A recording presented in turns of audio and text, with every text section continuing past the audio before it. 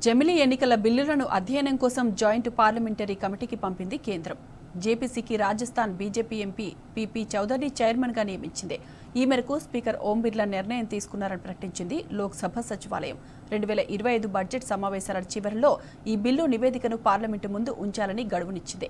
కాగా వృత్తిరీత్యా న్యాయవాది అయిన పీపీ చౌదరి రాజస్థాన్లోని పాళీ స్థానం నుంచి వరుసగా మూడోసారి ప్రాతినిధ్యం వహిస్తున్నారు.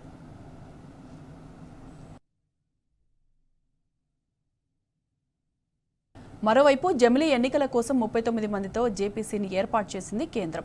ఈ కమిటీలో లోక్సభతో పాటు రాజ్యసభ నుంచి 12 మంది ప్రాతినిధ్యం వహించనున్నారు.